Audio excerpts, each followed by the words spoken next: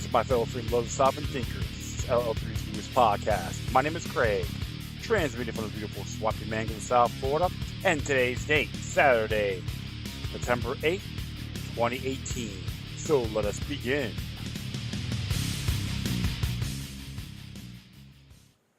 Greetings, all you out there, once again. Thank you for tuning in. Just a few days away on September 11th, they're going to call it Patriot Day. What was so patriotic about it? Became more of a surveillance state? Using our licenses under the Real ID Act? Still want to say that extreme Muslim terrorists were behind the horrific event that occurred almost 17 years ago? And still, how did 3 buildings came down by 2 airplanes? We talk about the Pentagon as well, and what happened at Wilkeshire, Pennsylvania. More and more people now are learning about this. Some are doing the research, others don't care. They say, I don't care, regardless if the government was involved or not. So you're going to be seeing people parading and praying and go, yes, I am free as long as I got my football, my sports, my corporate music videos, and Menudo country tunes, etc. Live in this falsehood of freedom and liberty. And with all due respect, when they call this Patriot Day, I consider it blasphemy. Even an individual like myself had to take the initiative and question the whole ordeal. Yes, close to 3,000 people passed. And a little under 9,800 cases of certain illnesses, including cancer, World Trade Center cough, from the first responders and the people who live in that vicinity, possibly beyond. Illegal wars, undeclared, unconstitutional conflicts, they use an excuse because of 9/11.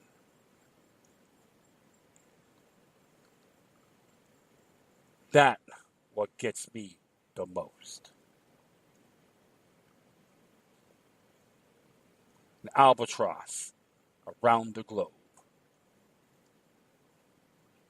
locked down for our own protection, for our own good. This day and age, being a patriot is to belly up to the system. Or some people will say, I have nothing to hide. I'm not addressing this out of malice, fear, or paranoia, but rather in good faith. And I have been saying this consistently, that September 11th was a New World Order agenda. Many say it's the Mossad. Many call it the Saudis, the British, the Americans, all the rogue elements within those particular institutions. Mossad attack. I'm not arguing about that. I believe so. That's part of the plan, all under the same global police state umbrella.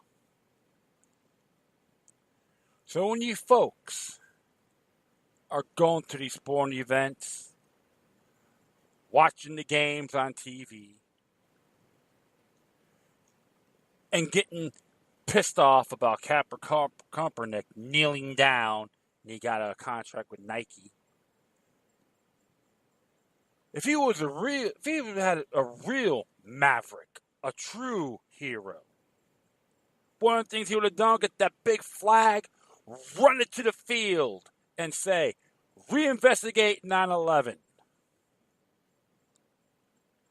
Not proud 9/11 truther. Then he will be striking nerves to the core. Always something to think on, my friends. I know I digressed a little bit. Forgive me, but I had to get that off my chest. One more thing. When you hear the national anthem anywhere you go, you should all, after the song's over, you should all chant out in unison. Say yes to freedom, no to tyranny, and death to the New World Order. Especially on this weekend. And that, just then you will know half the battle. All right. We're going to be talking about this on September 11th. 17 unanswered questions. And the propaganda matrix from all these people trying to cover it up. Saying it's not true. One of the biggest blunders those Orwellian vampires made in the new millennium. September 11th and the murder of William Cooper. That's just my memorable viewpoint. So, let us begin, shall we? This came out yesterday, if I'm correct. Get my emails and all that. It's from Freedom Articles, toolsforfreedom.com. 9/11 17th anniversary. 17 unanswered questions.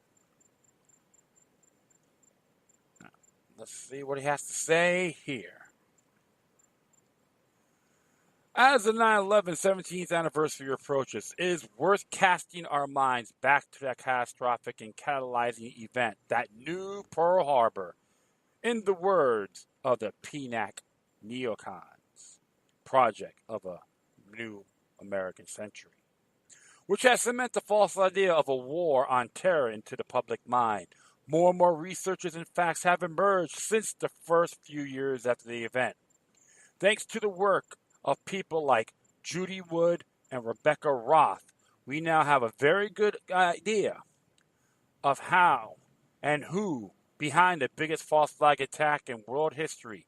Below are 17 unanswered questions designed to briefly reacquaint you with the shocking anomalies, inconsistencies, and holes in the official narrative during this 9/11 17th anniversary. Just to let you folks know about Dr. Judy Wood, she talked about the radiation attack that brought it down, radioactive microwave attack. And like I tell everybody, to the 9/11 truthers as a whole, don't go arguing about that. Like, share their views, have that mind, and say one thing everyone has in common. We don't accept the official narrative on that date. So let's pursue. I'm going to proceed here. If Osama bin Laden was the mastermind of 9/11, why was he never formally charged with the crime? Guess the FBI just plain old forgot, or were too busy conducting sting operations, foiling terror plot they themselves orchestrated to actually charge bin Laden with the grandest crime in history. By the way, what were the representatives of the Bush family, ex-CIA chief and president Jorge H.W., doing meetings with representatives from the bin Ladens? Shafiq bin Laden, brother of Osama, the day before 9/11 in the New York Ritz-Carlton Hotel. How did everyone seem to know it was bin Laden before the dust had even settled? e.g., former Israeli Prime Minister Ehud Barak speaking on the BBC only 1 hour after the attacks. 2. Why did Netanyahu say 9/11 was very good for Israel?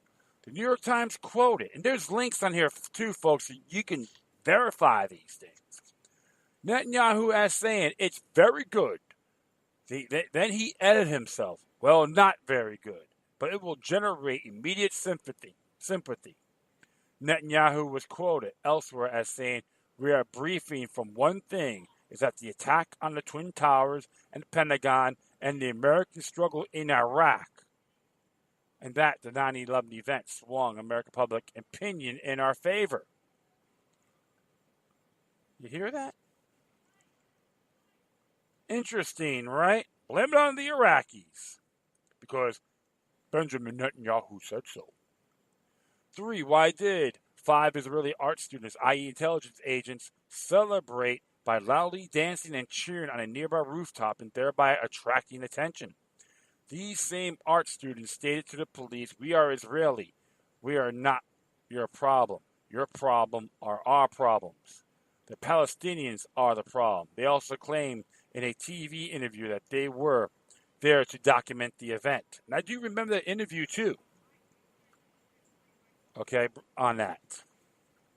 And how come no one's questioning about the dancing Israelis on garbage stream news television? You can see the photo here too of the airplane crashing on the towers. Urban moving. 4. Why did the Israeli company Urban Moving Systems have a mural of a plane crashing into the Twin Towers painted on its side? Remember, it must have been painted before the 9/11 attacks. This was the same van associated with 5, crossed up beside, art students. 5. Why did the BBC announce Building 7 has been demolished before it actually had? Some went off script and jumped the gun with that report. I know many of my colleagues know about this, seen it. 6. Why were the 9/11 airplanes so light that day, carrying a total of 260 passengers in 4 planes instead of more than 800 passengers? Just a coincidence, right? 7. How could any emergency calls, either by passengers or flight attendants, have been placed from the air when cell phones don't work in the air? Rebecca Roth was a former flight attendant herself who caught some of the 9/11 flight attendants in a lie.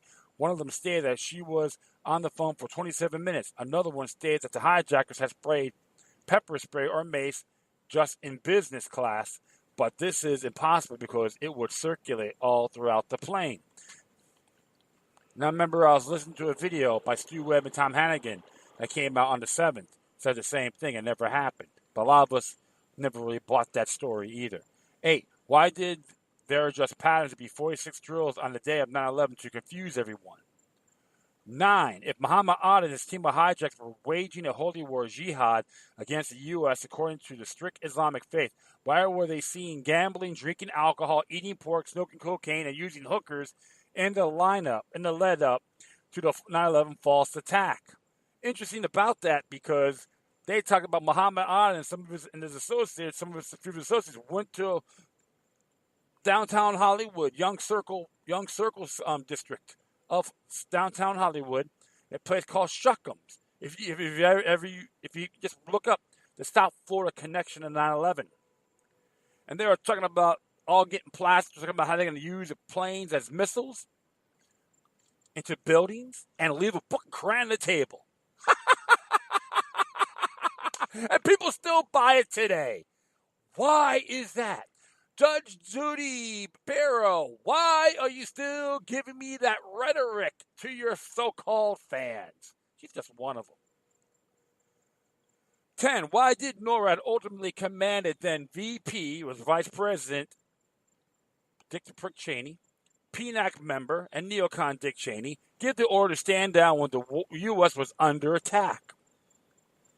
A great CFR stooge with the mind of Darth Vader. 11. It is just a coincidence that then Secretary of Defense PNAC member and neocon Donald Rumsfeld announced that the Pentagon DOD couldn't account for the $2.3 trillion the day before 9/11 happened, thus putting this astonishing fact down the memory hole. 12. Why did New York City Mayor Rudy Giuliani immediately ship the fallen metal to China and India, thus destroying the evidence? According to Dr. Stephen Jones, only 250 pieces of structural steel were saved for analysts out of 200,000 tons. And people still called him back then America's mayor. He was the hero of 9/11. I support Mini Benito Mussolini. 13. Why did then George W. Bush continue to read a kid's book upside down to a classroom of children right after he was told the first DWC tower had been struck? By the way, do you think it's just a coincidence that the kids were reciting these 5 words in their lesson right then? Kite, hit, steal, plane, must?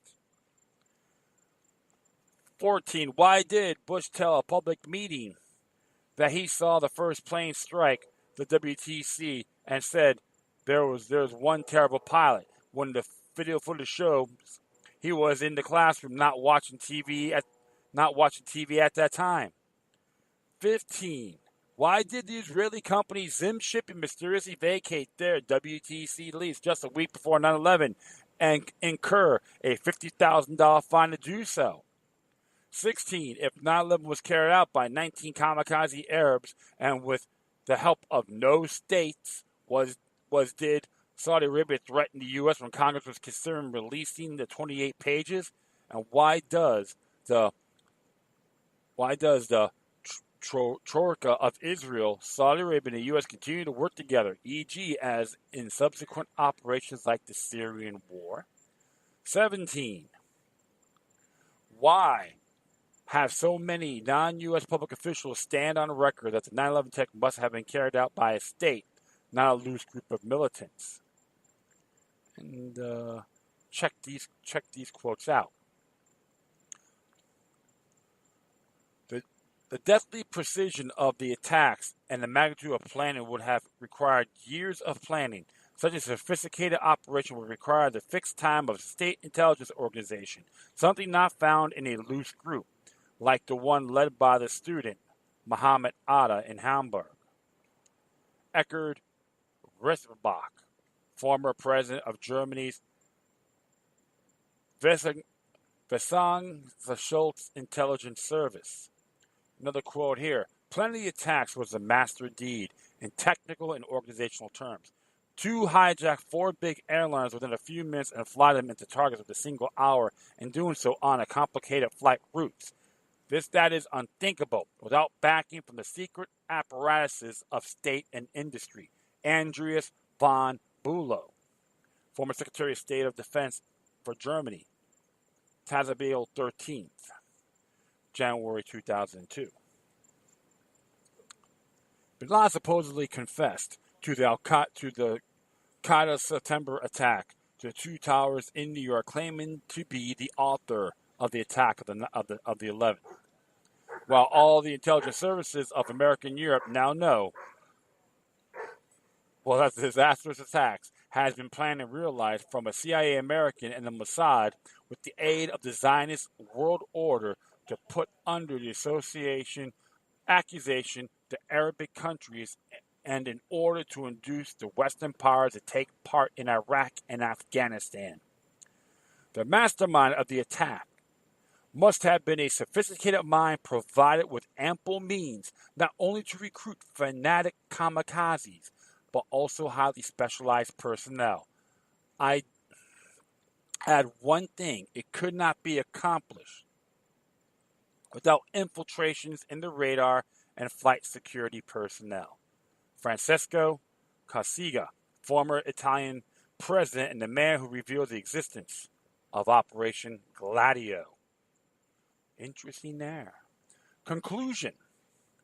As more and more years pass from September 11, 2001, it is important to remember the gross amount of falsehood and fakery surrounding that event. Those lies led to so much doctrine, regulation, limitation of rights, torture, tyranny, and war. May the 9/11 17th anniversary be an occasion for us to remind ourselves on the vast deception that continues to be perpetrated against us. It is never too late to pursue and spread the truth. Even after all the hoopla over the JFK files release, Trump still bowed down to his military intelligence masters and kept many files classified. Will history repeat itself, and will 9/11 truth be held to the same fate? That is a very good question. That was Makia Freeman who wrote this. Nicely done. There's plenty of links on here as well, so we'll put all the footnotes on my Spreaker page.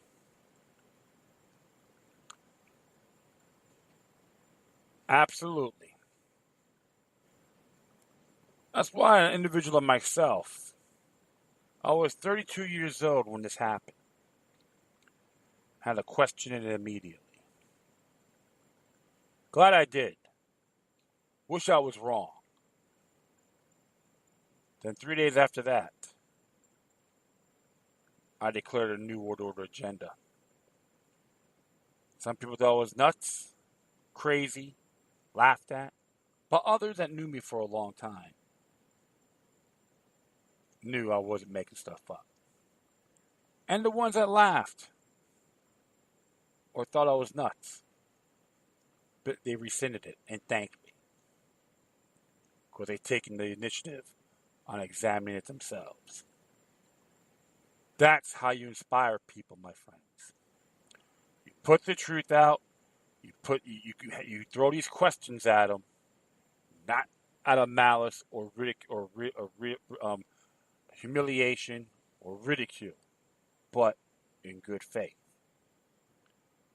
Because these parasites, Orwellian vampires, want us to submit, cry, and go, "Government, please save me.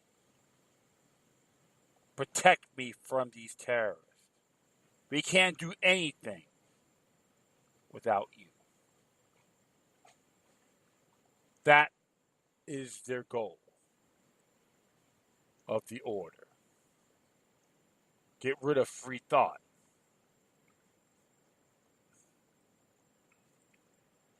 Have us all become numbers, the herd conformity, to be exact.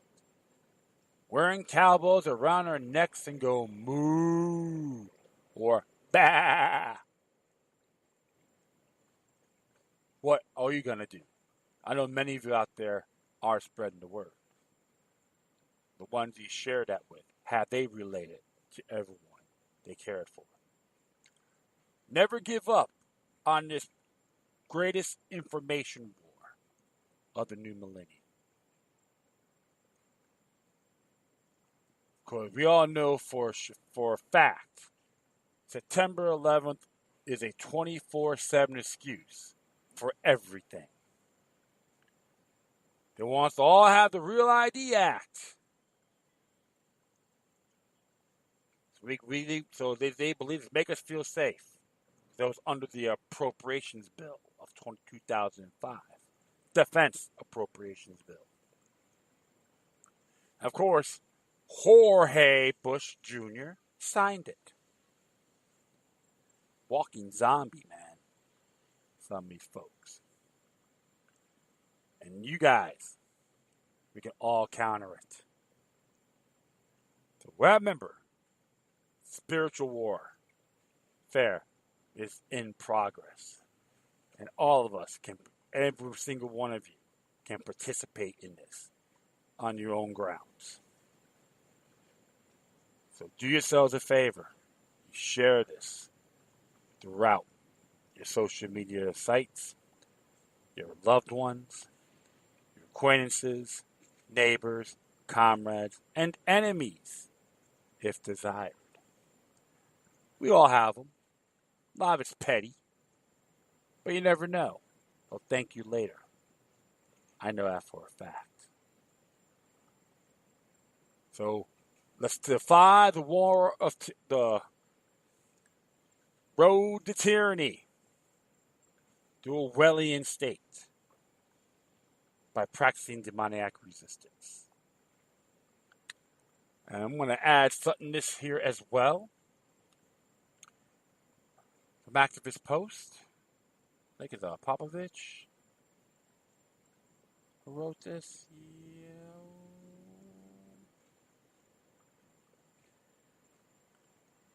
No, excuse me here. Catherine J. Frompovich. Cool. This one looks like activist post. Post it. Repost it. And it says here, lies, and more lies. Standard government procedures about 9/11. Came out today to be exact. And as it reads here, my friends,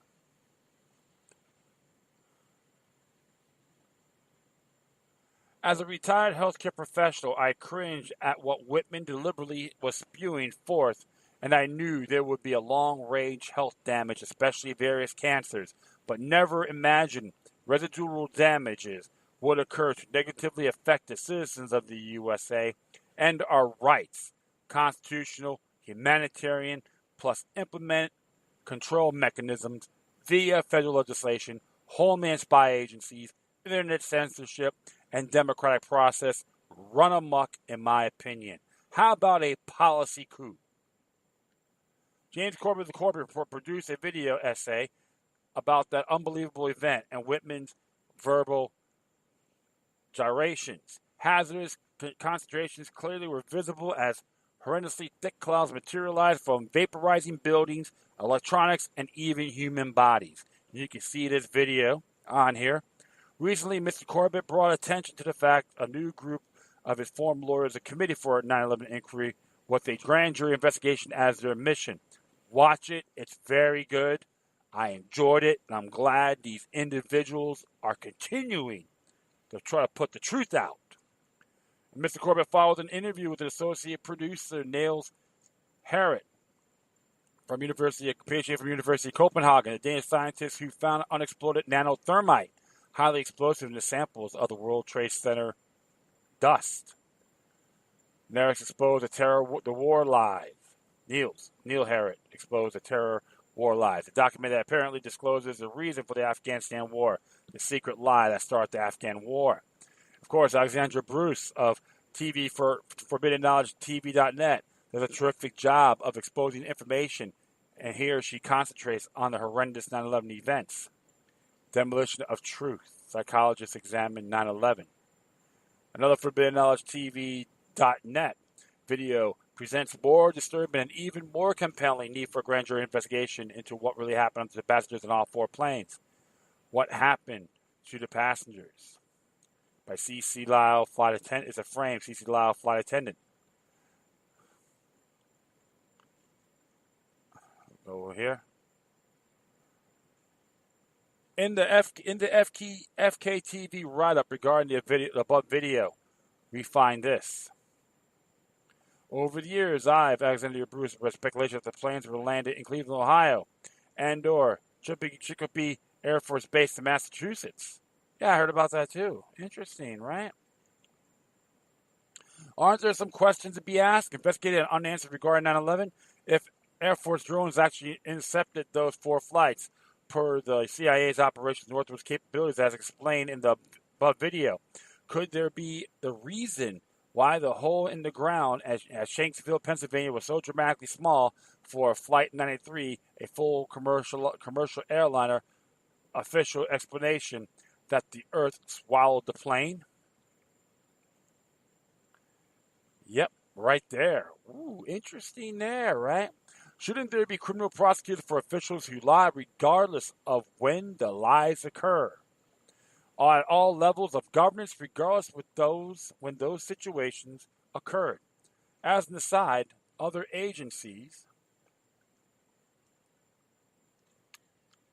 federal agencies and employees should be investigated for frauds and lies, e.g., HHS, CDC, and FDA, specifically regarding vaccines, as those agencies are in apparent collision regarding consensus science, not real science produced by Big Pharma.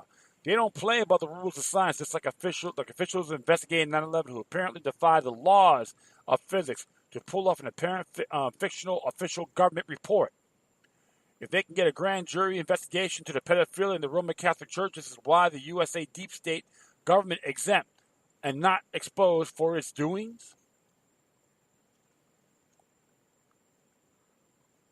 Are there deep state crimes committed against democracy and U.S. constitutional rights? How is opinion manipulated, especially by the six corporation-controlled media? What will be the United States of America's karma? What goes around comes around.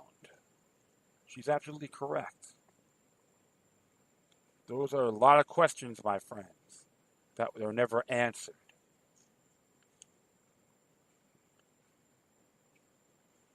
And you know what?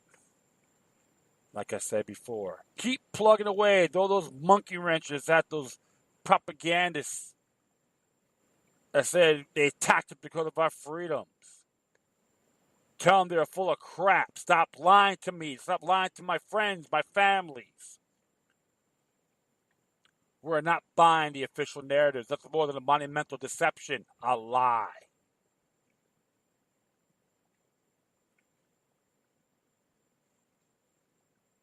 I'm glad to say that, too. Have no regrets.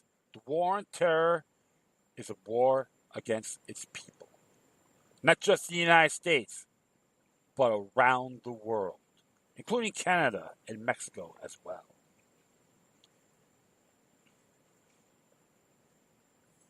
This is why you have to look at all these elements. Nothing's never added up. Yes, we can use bad foreign policies. The airplanes were on fire and free zones. There's merit to that. But 9/11 truthers, you have to multitask. That's what I do. And that's when you do that, then they could absorb it a lot more. Inspire, not ramrod. I've been saying it for a long time too. So whatever you do, folks, keep on spreading the word about September 11th. To pursue true peace, security, and spiritual prosperity around the world, we must defy terrorism, corruption, and the New World Order. All right. Well, that's enough of that, I would say, for the time being. I get inspired, my friends. That's why I got this passion for it. And like I say, I thank my mom, my mother, my stepfather, even my cousins, most of my cousins, and my friends around the country and the world for saying thank you. We know you're not making this up. All right, this one came out here. I believe it's Max Savo from SHTFP Plan. Yeah, this is interesting here. And it's by Nicholas West, to be exact. Excuse me. Privacy concerns of mission creep with new airport facial recognition programs. We doing this because of 9/11. As this reads here, is a trend that is quickly becoming accepted reality. Biometric identification at U.S. airports so far has been marked mainly as an elective measure for preferred travelers who wish to expedite clearance or inbound international travelers. Now, however, is being sprung upon the general traveling public in new locations, raising concerns for privacy activists like the ACLU about mission creep. Duluth International Airport, Washington, D.C. is the latest to implement facial recognition for boarding. Some people apparently were caught off guard by the new technology, but generally seem to have been desensitized to additional security measures in the United States. In their article, Duluth airports surprises passengers with facial recognition boarding. NextGov reports. That's a good article. You always read their stuff here. Passengers preparing to board a Scandinavian Airlines flight to Copenhagen Thursday were surprised by the new boarding system, but excited as the prospect of faster, more secure boarding. Ain't that great? I love a police state as long as it's convenient for me. It doesn't matter. Maryland resident Kim Meekin said of not being informed ahead of time. You go to different airports, they do different things depending on their technology. If it's another safety measure to make sure that has a safe flight, I'm all for whatever. I didn't need it to be notified ahead of time. So if the person gets a promotion, he will belly up, spread his butt cheek, goes, please, master, thrust me well. Meekin said she is a frequent flyer, so the idea of cutting boarding time in half was enticing. That would be awesome, she said. It will be wonderful. And I will make love to Big Brother all the time just to get convenience and say no my privacy. I have nothing to hide. For Thea Arnesen of Norway, privacy was not a major concern, as the German procedure does differ from much what she has come to expect from American airport security. However, for those who value privacy and particularly transparency when being demanded to give it up, we note the role of incremental nature of how this has creeped into society, now becoming normalized. We must then ask, where does it end? Privacy activists said there are few safeguards on facial recognition databases used, and that the technology evokes fears of Big Brother. Surveillance states point in China where law enforcement have been aggressively deploying these systems. The American Civil Liberties Union has on numerous occasions opposed airport deployment of facial recognition, claiming problems with effectiveness and accuracy, among other things. ACLU policy analyst Jay Stanley warns that the deployment normalizes face recognition as a checkpoint technology and could eventually lead up to mission creep. We've seen these technologies spread from airports, and now they're used in kinds of venues, including in some high schools, Stanley told AFP. As I previously reported, U.S. Customs and Border Protection has a mandate that's been 15 years in the making to integrate government database for ID verification. Private companies have been enlisted to ensure that there is a quick and easy roll out across U.S. airports, according to Jim Peters, Chief Technology Officer for SITA, one of the information technology companies working with airlines. The technology has been touted as being as quick as Google search for most passengers. However, privacy and data breaches have become as common as the days of the week. So how reassured are we supposed to feel when Google search for passengers is the rationale being offered? You can read the DHS documents below, which perfectly demonstrates that the mission creep alluded to above. What once began as a pilot program evolved into a program for preferred travelers, then the general public with some opt-out ability, but eventually by their own admissions will become mandatory. From there, we can see the same process playing out beyond airports, into trains, buses, large events, and conferences, and then ask the question. And it has all on here, Privacy Impact Assessment Update, Travel Verification Services, or TVS for Ankrum. Partner Process came out June 12, 2017. And it gives the whole list here about abstract. I'll give the abstract, and let me see, I'll just read the overview. And that will be it. So I will just read those areas, and you can see the rest for it yourselves. And I just like it says here, the abstract, U.S. Department of Homeland Security, U.S. Customs and Border Protection is continuing to develop and expand its biometric entry-exit system for international flights at airports throughout the United States.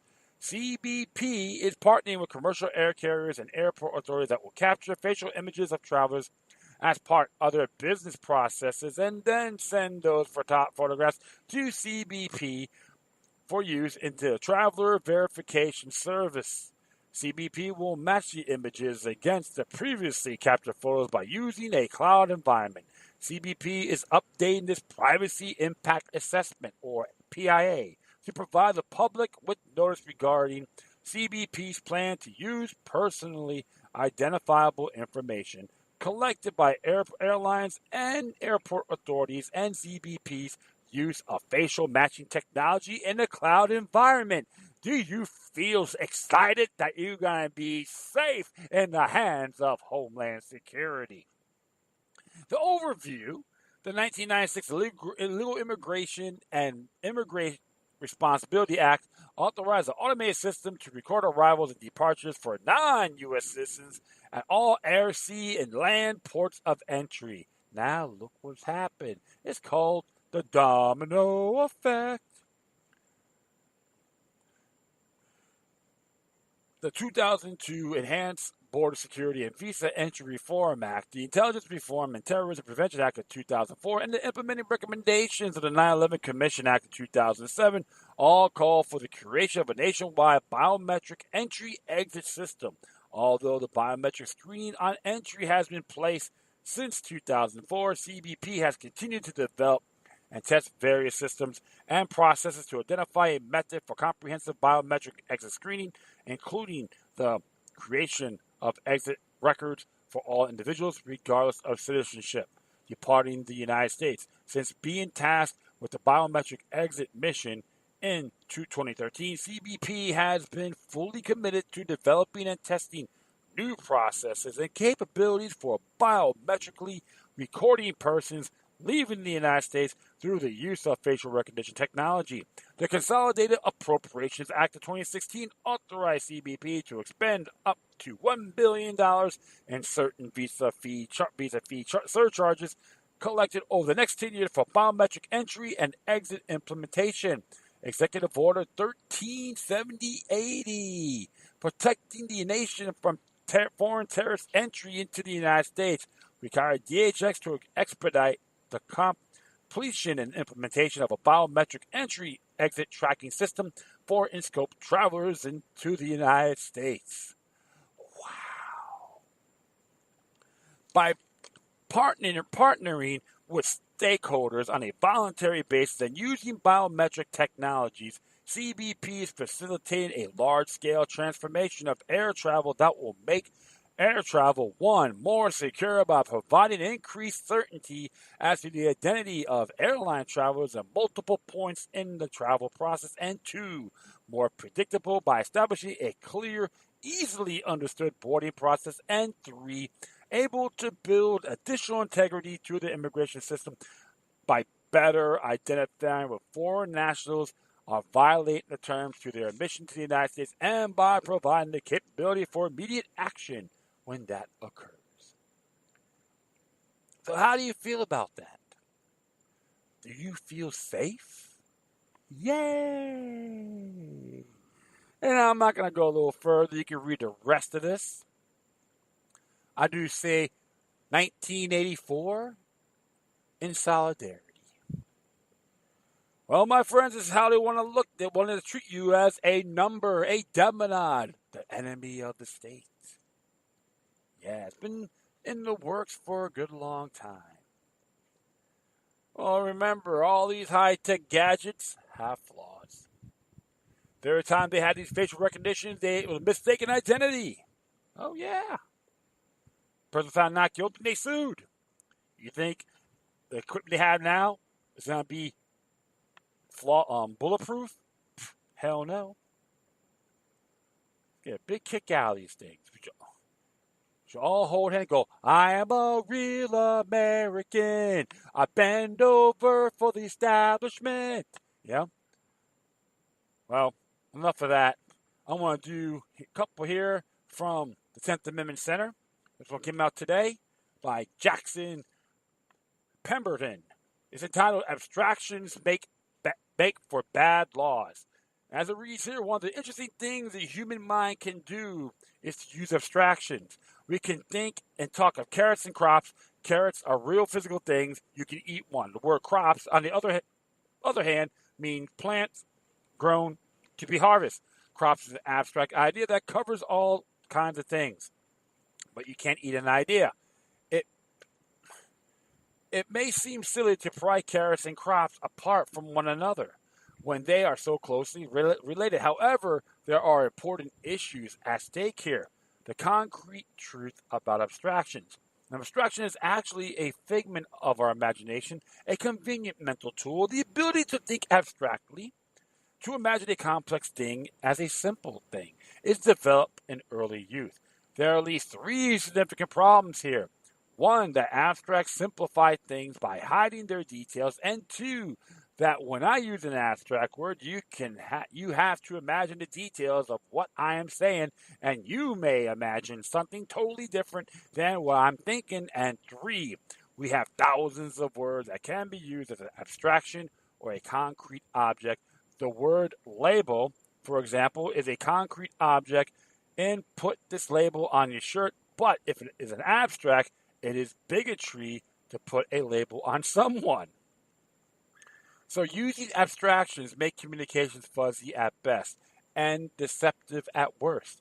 Noah Webster worries about abstractions. Noah Webster was so concerned about the tendency of abstractions to hide the reality that he learned 28 languages so he can understand the origin of words in their ancient context. Even the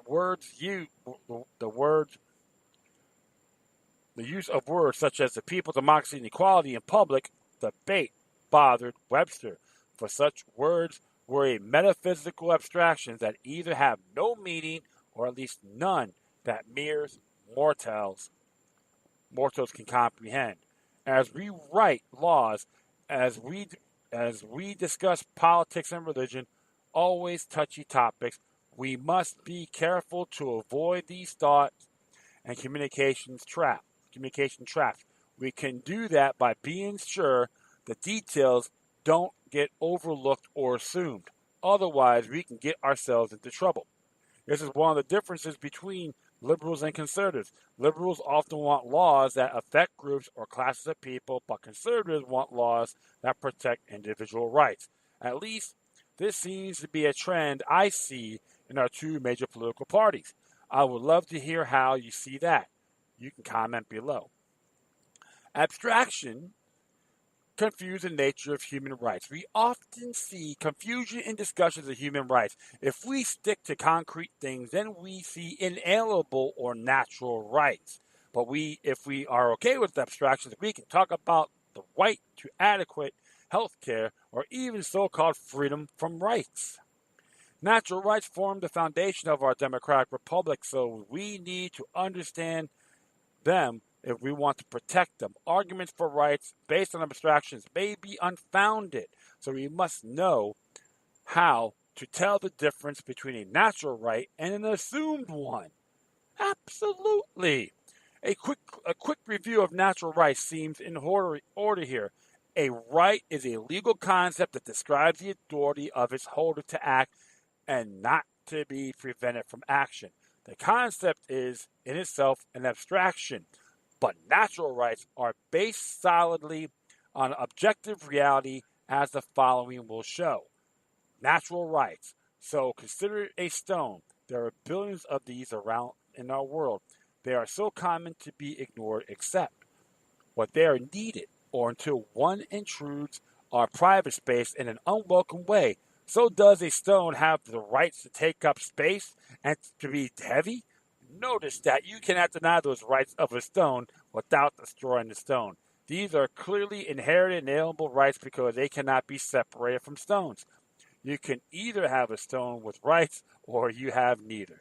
The simple fact is the key to remembering the essence and power of natural rights. Then consider a tree. Does it have the right to mine the earth, block out sunlight, and even digest the stones to feed itself? Again, if you say no, you will kill the tree. It cannot be filled the measure of being without those rights. Then there is the beaver, who has the right to cut down the tree and use its branches for food and shelter. Deny those rights, and the beaver cannot be a beaver. He may manage to survive, but only as a modified beaver. Notice the beaver has many inalienable rights. Some of them are freedom of personal movement, use of transportation of things, destruction of or consumption of things, reproduction cause substantial environmental impact, like the construction of lodges and dams, travel, contact, and communication with beavers and other creatures, protect of self and family, including use of violence, etc. That is pretty neat, right? Think about that. They have the right to defend themselves too. But, comes to government, they try to tell men and women, we know better than you how to defend yourselves. Don't worry, we'll protect you. They lie to their teeth, correct? We can see many examples of modified beavers in our society. The Native American Indian is an obvious one. It is the most fruitful thing to ask. Where are all the inalienable rights of man? But that is a topic for another post on another day. These are all obvious natural rights, and every human being has even more powerful inalienable rights.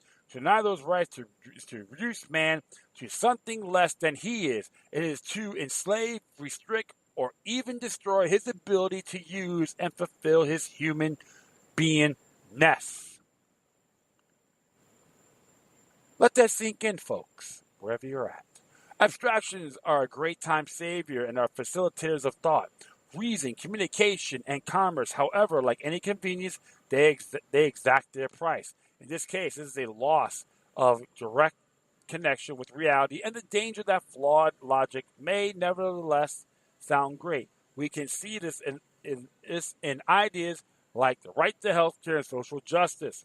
Abstractions based on abstractions. Making laws on abstractions is dangerous. In fact, it is difficult to figure out how many levels of abstraction lies between the concept of social justice and even citizens' natural rights. It is no coincidence that the dictionary on my computer illustrates a proper usage of social justice this way. Individuality gives way to the struggle for social justice. This cloud as well have read, individual rights are violated in the struggle for social justice. In a similar fashion, abstract ideas like a right to adequate standard of living or affordable housing can lead to one conclusion that sound wonderful, but unless there is very careful consideration of the realities behind those abstractions, such idea can lead to trouble. It is not difficult to find many government programs based on abstract logic that produce results opposites of those intended. The deadly gun-free zone. The idea of gun-free zone signs may be one of the most obvious examples of this failure. The abstract idea is wonderful, so wonderful it hypnotized a lot of people. But the hard truth is that when bad guys read that sign, it says, no one here has a gun but me. The fact that such doom laws are even conceived is evidence of abstract thinking. That flawed thinking has led to citizens losing all their rights, including the right to life itself. The minimum wage, which administers the maximum penalty of unemployment upon many of its intended benefactors, is another example. It is adopted as a way of lifting the poor and is easily defended while we think of the poor as a group of class and abstraction. But when we consider the effect of that law of the individual objective reality, we find that it has a tendency to destroy character by tempting him to think he's entitled to something that he may not have earned. Then we consider the effect upon the employer. We see that the increased cost will motivate him to eliminate the job or combine it with another one, or whatever he can do to control his costs. Robots and self-checkout systems have, for example, received much encouragement. For minimum wage laws, worst of all, they are supposed to help those who are just getting started in life, but they actually raise the threshold over which young people must rise. The effect is too often that they end up crossing the threshold of mom's basement. The legislation meant to guarantee and protect rights is also based on abstraction. It is enlightened to note that any law that attempts to do that for a class of creatures will inherently and negatively impact the natural rights of those outside the class. This applies to mud minnows and human beings. A particularly grim example of this, when I'm protected in my right not to be offended, my neighbors lose their free speech. Another example can be found in so-called anti-discrimination laws. By definition, are themselves discriminatory. It is impossible to protect the rights of one class of citizens without violating the rights of the rest. Bad laws are born of abstract logic applied to abstractions. It is an ongoing, largely hidden, and perhaps heretofore unidentified problem with our legislative process. If we are to have good laws, they must be based on hard logic that recognizes the hard rights of an individual citizen. It is well to use the efficiency that abstractions afford. We must not allow them to damage our communication and mask reality. Interesting commentary indeed. I like it. Very admired. That's why basic rights and inherited rights are rights of individuals. Enumeration rights, same thing. Our Bill of Rights. We all have rights as individuals, etc. When I see some of these so-called laws, they are abstractions, I start laughing. Victimless crime laws, abstractions. It's time to tell these clowns in government to stick it. The common sense gun laws, that one, this way, that way. Anti-Israeli Protest Act, or BDS, all abstractions. But you got these douchebags everywhere you go in these particular positions. Believe their entitlements, we should listen to them. They sell you something. They sell you a sack of crap and said it's Marvel, the greatest Marvel in this town. Oh, you know what? That's why it's okay to give them the big middle finger, my friends. Because without us, they're nothing. Preserve your rights, natural born. Don't violate others, whether it's personal, political, etc. All right. Gonna do one more here, folks, and that will be it. This one here came from the 10th Amendment Center as well. Came out a few days ago, I would say. Yes. By Clay Davis. This one's entitled Blueprint for States to Take on Warrantless Federal Surveillance. Even for DeSantis, who's running for governor of Florida, that's voted for warrantless surveillance programs. Stick it to him. That's the next time you see him at a campaign in your town. Can states take warrantless mass surveillance from the NSA and other federal agencies? The first steps are already happening. A new law went into effect in Michigan in June 2018, barring material support or resources for all warrantless federal surveillance programs. Introduced by Representative Martin Howlick. House Bill 4430 passed the Michigan House overwhelmingly by a vote of 108-1. That guy, one guy who voted against it should get a good smack upside the head, right? The Michigan Senate passed the measure unanimously 37-0. The bill was modeled after a piece of model legislation drafted by the 10th Amendment called for the 4th Amendment Protection Act. The new law prohibits the states in its political subdivisions from assisting participating with providing material support or resources to a federal agency enables it to collect or facilitate in the collection or use of a person's electronic data. Unless one of these 5 conditions apply, the person has given informed consent. The action is pursuant to a warrant that is based on probable cause and particularly describes the person, place, or the thing to be searched or seized. The action is in accordance with the legally recognized exception to warrant requirements. The action will not infringe on any reasonable expectation of privacy the person may have. This state or political subdivision of this state collected the electronic data or metadata legally. The Michigan has become the second state to take prohibitive actions against warrantless federal surveillance. California's 2014 legislation was the first law of its kind, but it lacks specificity.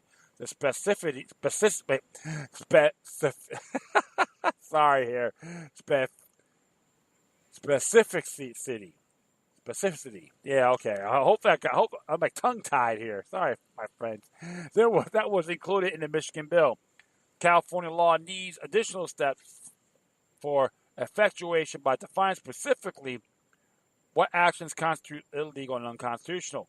a bill almost identical to the new Michigan state law passed in the House of Missouri during the 2018 session, but then later stalled in the Senate. What a bunch of cowards and wussies some of these people are, right? The legislation enacted by Michigan mirrors the California bill that it bans the state from participating in or providing material support or resources to any federal agency engaged in the illegal and unconstitutional collection of electronic data or metadata. The inclusion of material resources is an important element of HB 4430 because it also relates to public consumption resources such as water, electricity supplied by state or local government-run entities. These types of resources are attracted to the NSA, especially when they are abundant and cheap. The NSA needs power and water to maintain and operate some massive data storage and analysis facilities to continue to build as it sweeps up the communication of the entire globe. The Michigan bill expands where the California bill stops by specifically defining what actions constitute illegal and unconstitutional.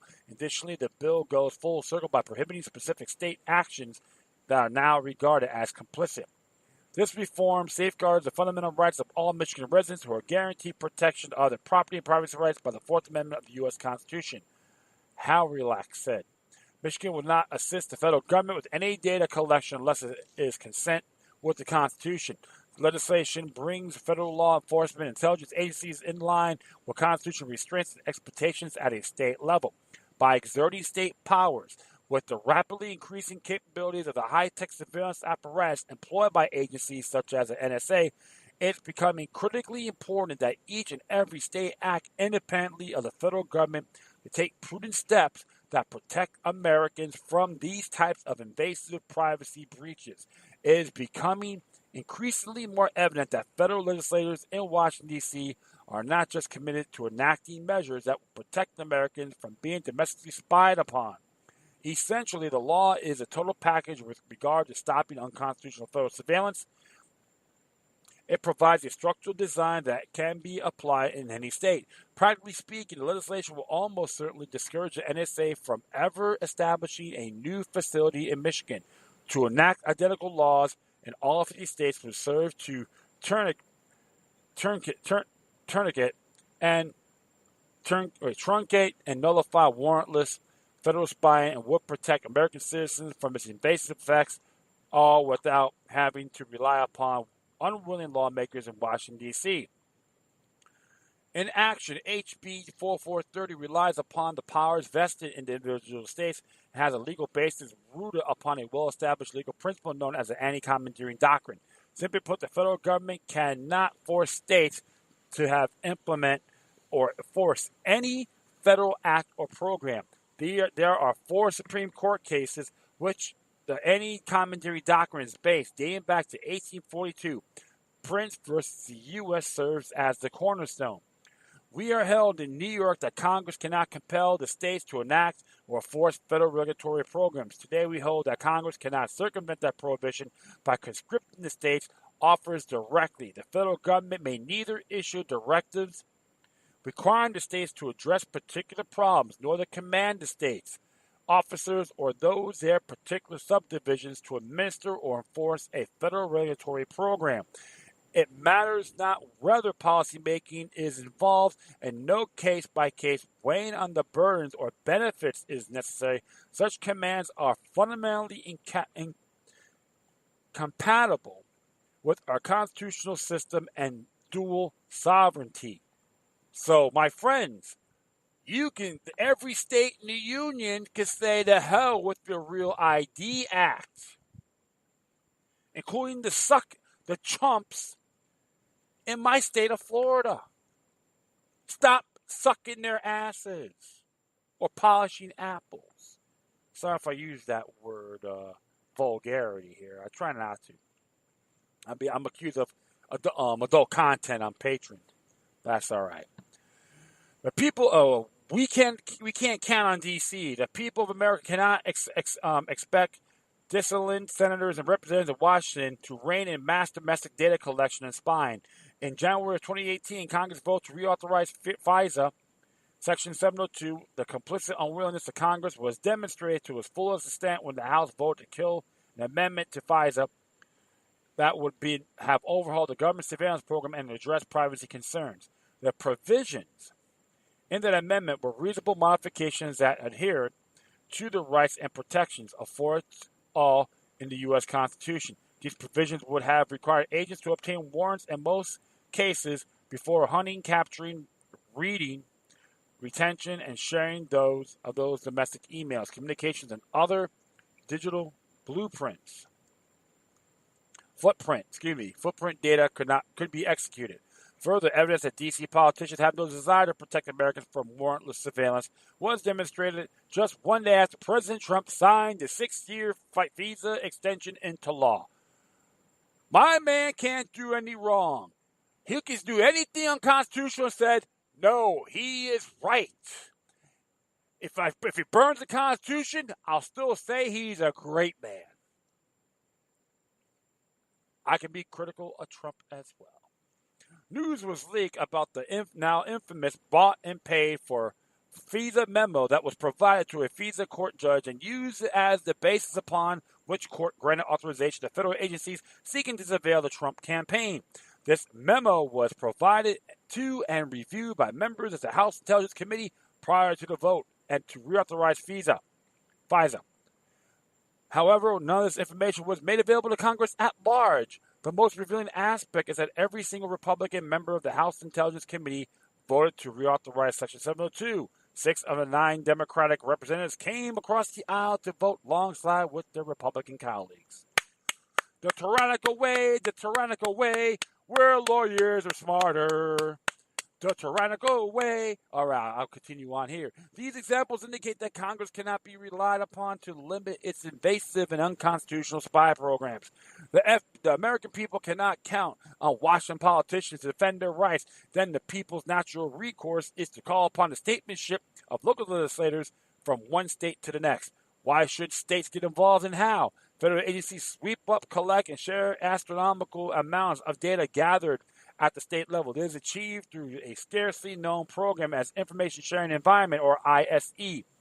Essentially, ISE is comprised of federal and state partnerships that facilitates federal efforts to track the movements of millions of Americans. Known ISE partners include the Office of Director of National Intelligence, which oversees 17 agencies and organizations, including the NSA. ISE utilizes these partnerships to collect and share data on the millions of unwitting people they track.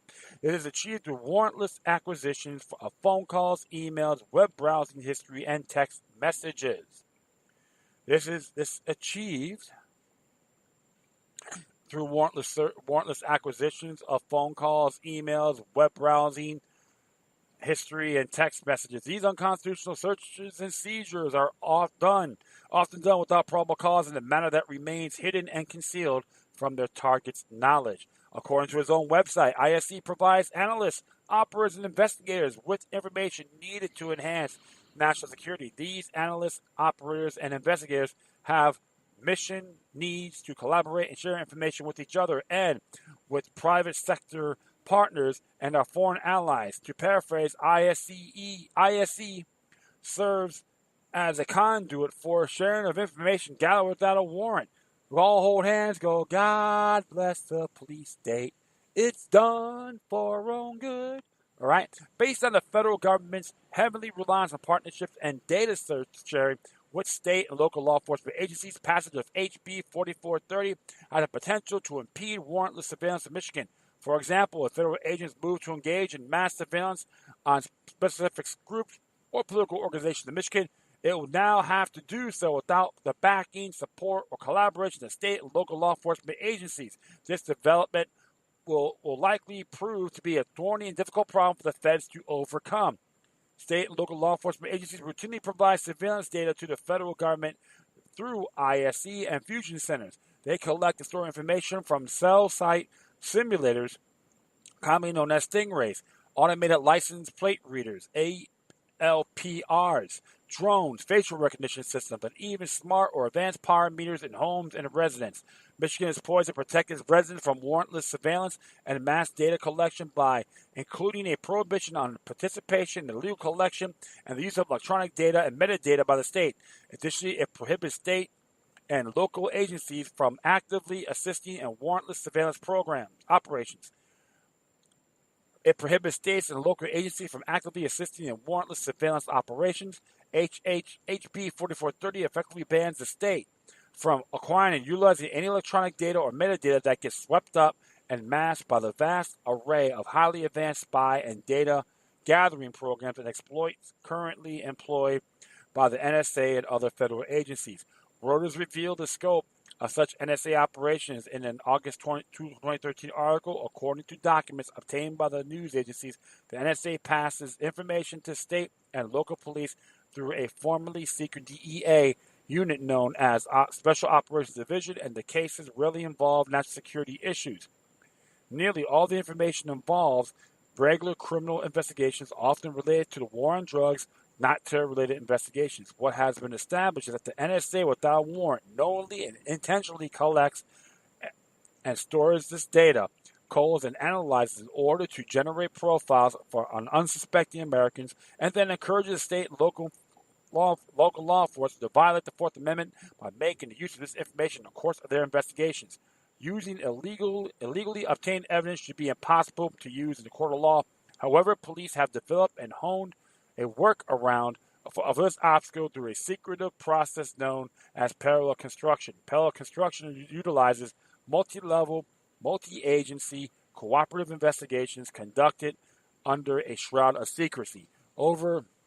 Usual oversight is devoid during these types of clandestine investigations. It is a common occurrence for the accused and their defense counsel to be completely in the dark on how police obtained evidentiary information. The real smoke and mirrors happen when federal agencies share intelligence obtained without a warrant to local police and then direct them to make an arrest.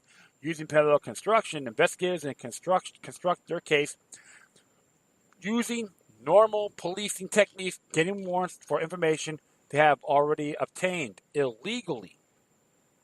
These convert and getting warrants for information they've already obtained, and I said that already. These covert and deceptive procedures serve to conceal the illegally gained evidence from the court, perpetuating the illusion of a legitimate case. The entire process demonstrates absolute contempt for the rule of law. From former NSA Technical Director William Binney called parallel construction the most threatening situation to our constitutional republic since the Civil War. You use that data to substitute for the NSA data that was originally used to arrest them, and you substitute the parallel construction data in the courtroom, which I've called perjury. They're lying to the courts, and they're subverting our entire judicial process, Binney said. Facilities. I didn't know it was this long. Wow. I'm almost done here. I know it's taking a little bit long, my friends, but thanks for your patience. As mentioned before, HB 4430, inclusion of material resources as it relates to water and energy, is a critical component of this bill. The original definition of material support and resources include providing tangible support, such as money, goods, and materials, as well as less concrete support, such as personnel and training. Section 805 of the Patriot Act expands the definition to include expert advice or assistance. How do water and electric power factor into the equation? Analyst assessments estimate the NSA data storage facility in Bluffdale, Utah, will use 1.7 million gallons of water every day to cool its massive servers and computers. The city of Bluffdale supplies this water based on a contract it entered into with the NSA. And if Utah were to enact similar legislation, the state could turn off the water by voiding the contract or refusing to renew it. Depriving them of water would effectively nullify the existence of that facility. While this law cannot prevent the federal government from shipping in its own water, the high cost and difficult logistic renders this scenario highly unlikely. In 2006, the NSA maxed out the Baltimore area power grid, creating a potential, as reported in the Baltimore Sun, for a virtual shutdown of the agency. Since then, the NSA has aggressively expanded into states such as Utah, Georgia, and elsewhere, generally targeting locations that can provide cheap and abundant resources. A good example of the type of environment the NSA is scouting is for the facility in Texas. The NSA was uncharacteristically transparent about the fact that the state was chosen because of its independent power grid. The facility erected in San Antonio has all of its power supplied exclusively by the city-owned electric company. The NSA expansion in other states can be stopped. Bills such as HB 4430 have exposed as NASA's Achilles heel. Practically speaking, the law will almost certainly stop the NSA from ever establishing a new collection retention site in Michigan. The state just became far less appealing to the NSA because it is now prevented access to the state or local power or power supplies by passing identical states and other can use the Fourth Amendment Protection Act to box them in and shut them off. It says here you get all the links here. If you're interested in the potential of this powerful legislation in your state, you may review the model legislation here. It's ready for introduction in any state that will ban a state and all political divisions from providing material support or assistance in any way with any federal spying program, including the NSA. The structure of the Fourth Amendment Protection Act includes, but is not limited to, refusing to supply world electricity from state or locally owned or operated utilities, a ban on all law enforcement acceptance of information provided without a warrant by the NSA, DEA, Special Operations Division, or the Fed's information sharing environment, severe penalties for any corporation providing service for on the behalf of the state, which fills the gap and provides the NSA the resources it requires to stay functional. That is awesome. So, like I said, the solution to fight these things is the 10th Amendment, my friends. I think this is why I add all this together. So, yes, we can't, like everyone's wigging out what's going on, but there's ways of countering it. This is why I like to put stuff like this as positive news, because you got to keep everything in a balance. We all have obligations. Let's start calling these people out. I know the session in Florida starts January after the elections. So you know what? I'm going to start sending this out, even to the people I don't like. And if they say no, I'm going to say, call them up, go, thank you for being a federalized Uncle Tom or Aunt Jemima. And I say that ethically. If they don't like it, they can leave because they contaminate space. Because remember this, my friends, we all have those natural born rights for privacy. And the federal government and state, local government can't do a damn thing about it. So don't live in fear. Don't complain. Let your actions speak louder than our rhetoric. And that is it. I'd like to thank everyone for listening. Plus, feel free to download and share us throughout your social media networks. If you have any questions, comments, or maybe something that's interesting you may want to check out, whatever you do, please address your correspondence with decorum. If you hit me all the social media sites I'm going to put out on my Spreaker page. You can probably hit me everywhere. So much on there on the list. In addition, you can email me at lookyourluck3@gmail.com or to encrypted ones with the ProtonMail account. That'd be better. lookyourluck03@protonmail.com. All right, my friends. Once again, thank you for your time. Plus, always remember that demoniac resistance is healthy for the soul and can liberate humanity. Until next time, take care of yourselves. Keep on spreading love, and may your guardian spirits be with you.